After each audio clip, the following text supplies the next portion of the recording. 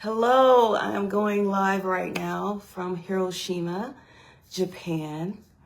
I want to show you my view and I want to read a few poems for you. This is a poetry reading. It's live and I haven't done this in a while, but I'm in a very special place and it's Mother's Day somewhere in the world. And we want to say Happy Mother's Day to all of the mothers. And I was thinking a lot about mothers today since yesterday we went to Peace Memorial Park, Steve and I, and we were thinking about mothers a lot because this is a place of peace. I'm going to show you my sunset. This is from the Hilton Hiroshima. Somebody told me when I was sharing this view that it looks like Legos. And what are they building here in Hiroshima? They are building peace. Another place I want to visit on my bucket list is Kigali, Rwanda, because after the genocide, they too are dedicated to peace. And I have been dedicated to peace for a very long time. I've been thinking about peace as a poet, so I'm going to read you a few poems and then I'm going to eat, okay? So let me read you some poems and let me see if I can do this in a fashion that it makes sense.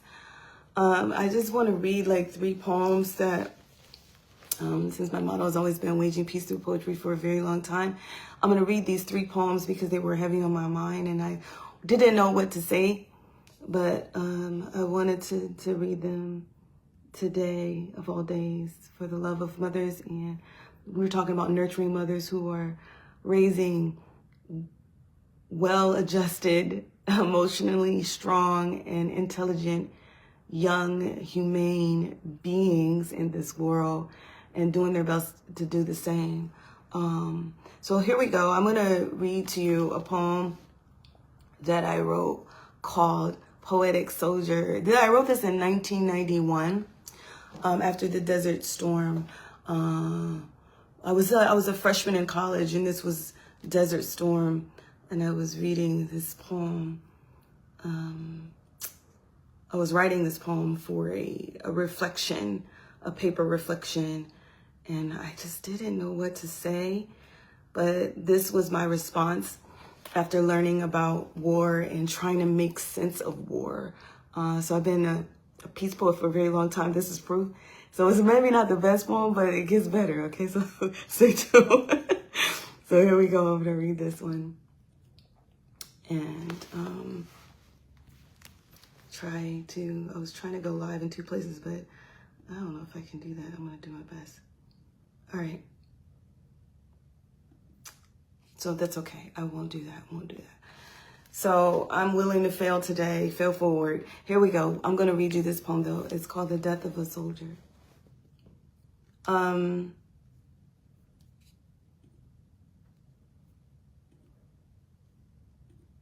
right. The Death of a Soldier. No, this was penned in 1991. When a soldier dies, he's murdered. Is that not true? When a soldier dies, it's patriotic and expected as he's being ejected out of the blue. It may have been a contract signed on a dotted line. Now he's dead from injuries in the neck and spine. War is death in the making, and in the fall, the soldier's life is taken. If hatred is the practice of ignorance, and we have no use for war, is all this worth a child dying for? Yet like leaves in the wind, we all must fall like the soldier in the end. Taking a deep breath. In 2017, I wrote another poem and my frustration with the U.S. And this is one just of pretending that the U.S. is in an intervention and this is the result of peace. We gathered in a small room with red flags, tired red flags, and bitter coffee. London, England came, South Africa came, the islands came too. Even the dead leaned against the walls, quiet as smoke. America arrived late, wearing dark glasses and carrying freedom like a loaded gun. Nobody smiled. Sister America, we asked why your schools sound like battlefields. Why your children duck before they dream. Why every prayer got powder on it. America crossed her legs, lit another war, said, I got enemies. Lord, everybody got enemies, but everybody ain't selling bullets like bread at the market. Everybody ain't teaching babies how to hide under desks before they learn how to dance. Outside, the helicopters kept humming like old blues songs. Inside, America kept talking about liberty.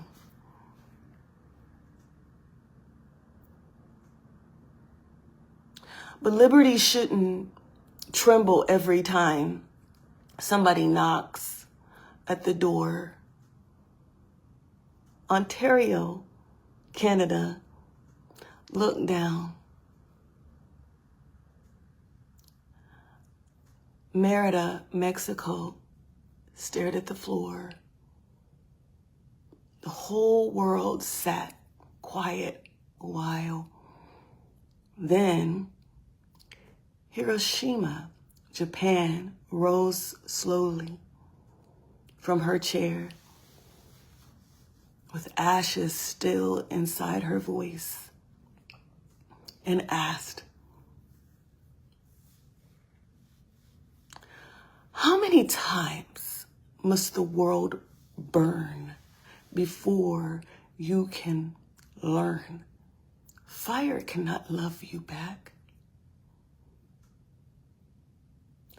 America said nothing, only reached for her purse where the cold steel waited, faithful as religion. And somewhere far away, another mother heard sirens coming down the street. Okay, take another deep breath with me. Ooh, and we'll look at the horizon before I read this last one here.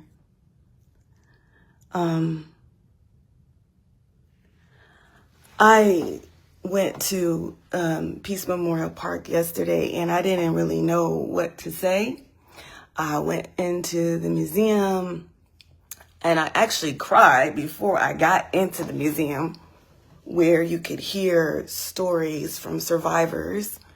It made me think of a poem I wrote called Building Beyond the Burning for Tulsa that was also bombed from the air. And there's some living survivors in different parts of the country and in the world, even still today. I mean, they might be in their hundreds, but it's just amazing the endurance. And I saw trees that outlived bombs.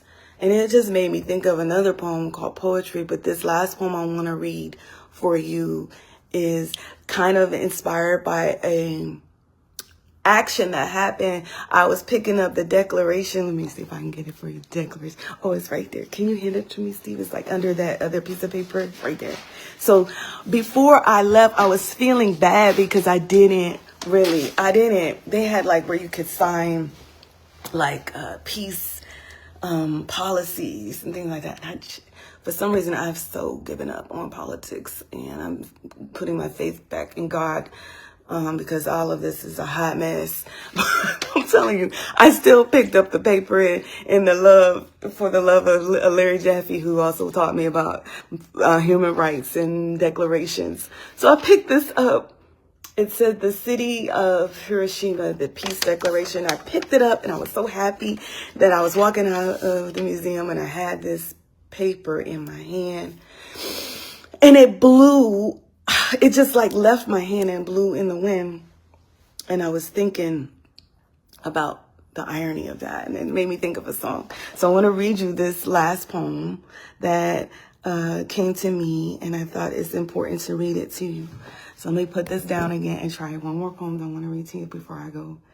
And this one is a poem called, I'm struggling. You let me know which one you think it should be called. I'm like not sure if it should be called Two Men Running Towards Peace or something like that, or Poets Don't Write Policy. I don't know. So this is what I'm playing with.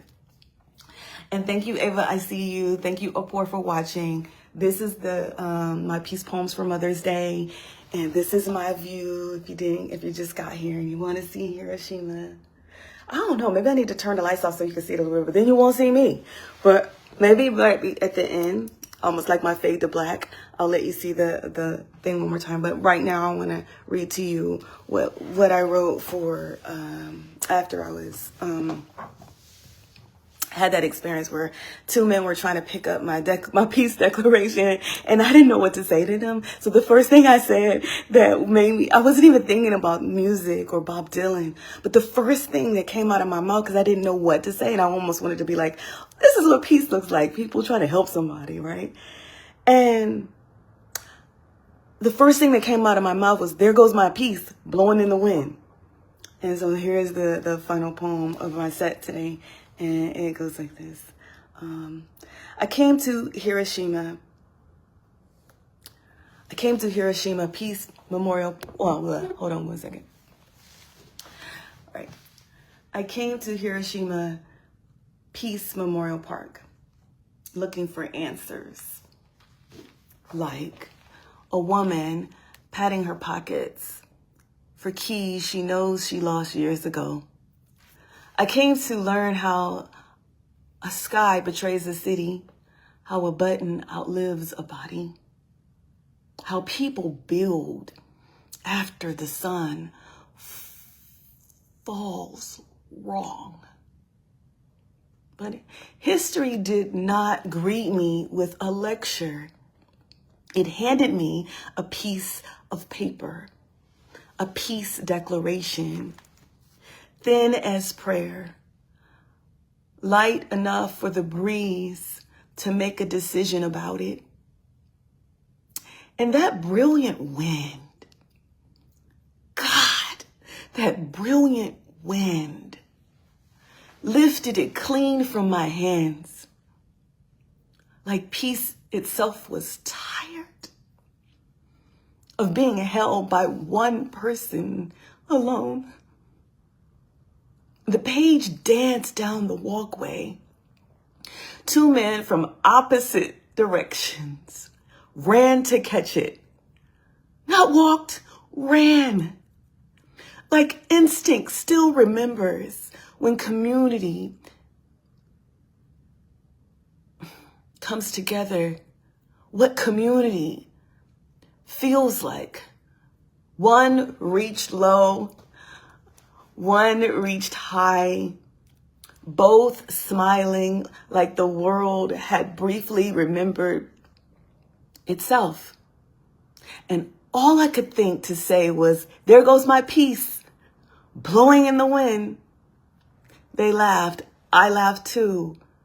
But somewhere between the joke and the bell tower, a strong song started walking somewhere in my head. How many ears must one man have before he can hear people cry? And suddenly, I was no longer hearing blowing in the wind, though. I was standing inside it. Because I have spent years crying into microphones.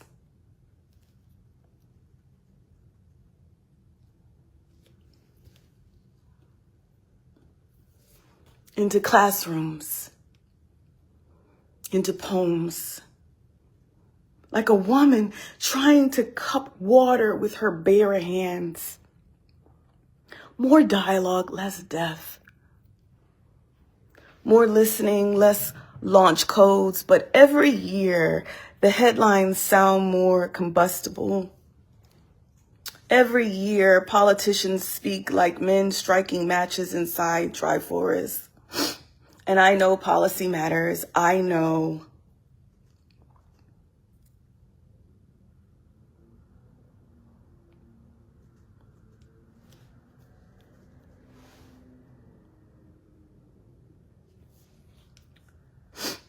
I know treaties matter. I know signatures.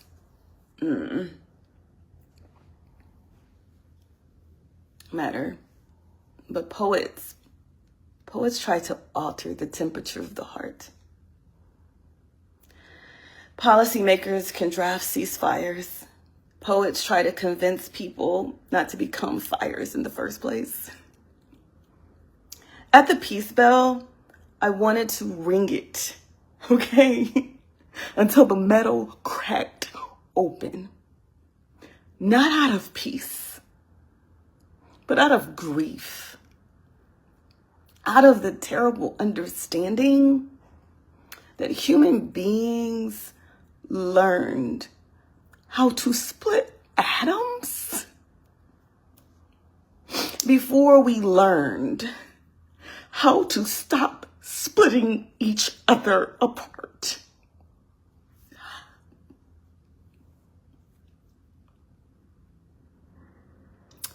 But I didn't ring it that way. I stood there wordless, because sometimes language is just a bucket trying to hold the ocean. So I listened instead to the water, to the children singing, to the soft shuffle of strangers moving carefully through memory, and to the wind, that brilliant, impossible wind, still carrying questions, older than me, older than songs, older than smoke. Maybe that's all hope is. Not certainty, just the willingness to keep extending your heart.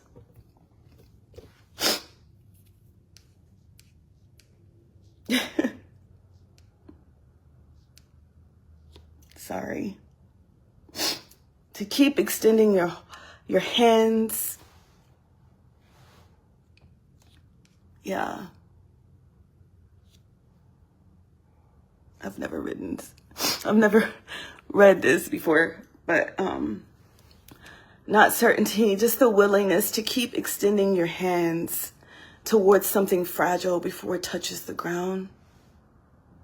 Maybe peace begins here. Not in governments, not in monuments, not even in petitions unsigned by stubborn poets like me. Maybe it begins when two strangers run from opposite directions to save the same thing. So that's my poetry reading for tonight. Wishing you peace from Hiroshima. In honor of all those who passed away here and who are still here in my heart. I feel them, and I can tell you from this place that hope dies last and hope is still living. It's living in me, it's living in you, and we can continue to remember the power of poetry and policy, and that we all have a position to play. So that's it for the day.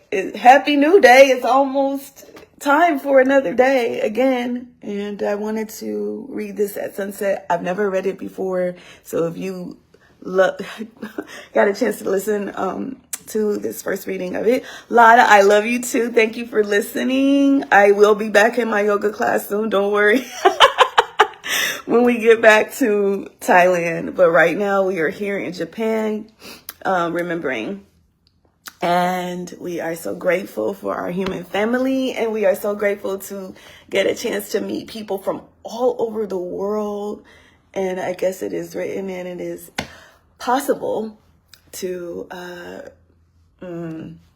be one, because laughter is still a universal language. When I can't speak my Japanese perfectly, I'm still making people laugh, right? Steve knows.